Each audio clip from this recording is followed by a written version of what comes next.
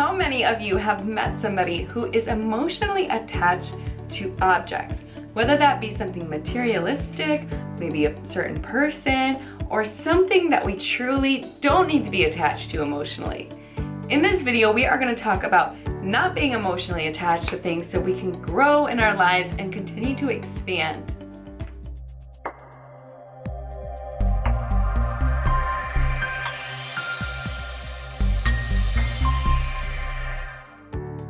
Hello, my positive posse. Welcome back to another video on Self-Mastery Mentor. My name is April Cordova, and in this video, we are going to talk about emotional attachment and how we can stop having those emotional attachments to objects, people, and things.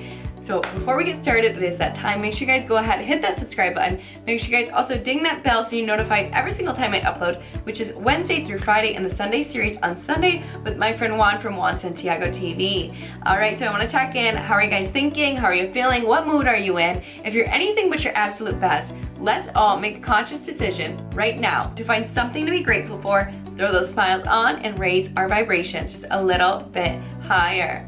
All right, so how do we get ourselves to not be emotionally attached to things? Well, first of all, what we have to learn is to look back on our childhood. If we notice ourselves becoming emotionally attached to people, to places, and to objects that are materialistic, we need to find a way to heal that past trauma and understand why there is that bond there. So an emotional attachment is an energetic bond that we place on something that we hold in importance in our heart. And this can come from maybe a lack of something in our childhood, maybe someone walking out in our lives that was very near and dear to us, that would give us emotional attachment because in our childhood, right, they left. Or in our childhood, we didn't get much of stuff, so as an adult, we hold on to things out of that emotional attachment and that bond. So sometimes when we have emotional attachment to certain things, certain people, it is a reflection of our childhood that we need to go back and heal. So you guys need to really look back on your past, really dive deep into certain things in your past that might have happened when you were in your adolescence. Maybe that's between your, being born into 8 years old. That's usually our hypnotic state. When we're in our hypnotic state, that is when we learn all the different things that will wire our subconscious into making us who we are as an adult. So these are things that we actually need to work through as an adult so that we can trigger and heal those childhood triggers. When we heal those, right, we can actually release emotional attachment to all things, people, places, things, and we can actually find a healthier relationship to those things around us, right? So for example, I want to give you guys an example. When I was younger, my dad wasn't really around much. He always did other things with, other people all the time. And so as a child, I started to pick up on more of a emotional attachment to guys that I would date because of the fact that my dad wasn't around. So this is something my subconscious did. And I noticed it last year when I was going through everything. I noticed it last year when I was reflecting. So I had to do a lot of reflecting to find this stuff out. I had to do a lot of, self-awareness time and reflection time to understand me and at my core. And as I continued to do that more, I realized why I had certain emotional attachments to, my dating relationships. Other people have emotional attachment to things. There's someone really close to me who has an emotional attachment to items being in the house. And it's little things here, little things there, and all this clutter of just stuff. But what that comes from is a triggered response from their childhood of where they didn't really have a lot of things. So as an adult, they held on to everything just for the sake of having it held on to. Not that they needed it, not that they even necessarily wanted it. It was just a subconscious issue that they had to overcome. So a lot of those the emotionally attached things that we go through are from a childhood experience. So when you take time to understand that, you can also take time to understand yourself, maybe why you have that issue, and then make peace with that issue, heal it, and then move on. One thing that can really help us when we're going through our development is that when we know who we are at our core and we become truly one and in touch with ourselves, we no longer feel the need to attach our validation and our worth to people, places, and objects. So I know, I'm sure you guys can look around to people who attach their importance and their self-worth to money, to cars, to vacations, right? They post it on Instagram, they post it everywhere to let everyone know what car they're driving, you know, what vacation they went on and what house they're living, etc., and how much money they have, right? So again, this goes to a childhood issue where someone is being attached to, they're attaching their self-worth to an object, right? So they become emotionally attached to it. They don't want to let go of that nice car. They don't want to let go of, you know, their Instagram profile. They don't want to let go of those things because they've attached their self-worth and identity to that object and to that money. So that's one thing that we would actually have to work on again from our childhood, would be an issue like self-worth, or, you know, having ego issues that kind of go back and forth there. So when you guys become one with you, when you get really in touch with yourself, in touch with your emotions, in touch with everything that truly encompasses you, and love yourself truly at your core, you will not feel the need to attach your emotions, your fulfillment to people and objects. You'll understand that people come and go in your life. They come and go as they please. You may have a beautiful experience, you may share part of your journey with somebody, but it's not yours to own or control or hold on to. It's someone that you enjoy a moment of your journey with, and then, you know, you carry on. Whether that's someone you marry and spend their whole your life with, or it's someone you're with for a couple years, a couple months, a couple days, whatever. It's just part of your journey and part of your experience. Same thing with objects. When we can go through, like, let's say our closet, right, for spring cleaning. Some people don't want to get rid of old clothes because, oh, I might wear that shirt sometime, or oh, I might wear that sweater, or I might wear that coat. I've had it now for 4 years and I haven't worn it for 2, but I might wear it sometime. No, you won't. You won't wear it. One thing that you can do to really work on this emotional attachment to objects, like clothes, old items, old toys, things like that that people have in their houses that they don't need, old books, old movies, is to every 6 months go through your closet, go through your things, and look through everything. Do I need this? Yes or no? Have I used this in the last 6 months? Yes or no? If the answer is no, you probably don't need it. If you guys want to go a little bit farther out, maybe say a year or a year and a half, fine, do it that way. Work in small increments to the point where you can become not emotionally attached to anything. Attachments keep us down. If we are not emotionally attached to things, we don't have restrictions. We're able to constantly grow. We're able to constantly build. This is another thing with my condo, right? I renovated this beautiful condo. I absolutely love it. It's amazing. Absolutely gorgeous. If you guys haven't checked it out, go to one of my very first videos.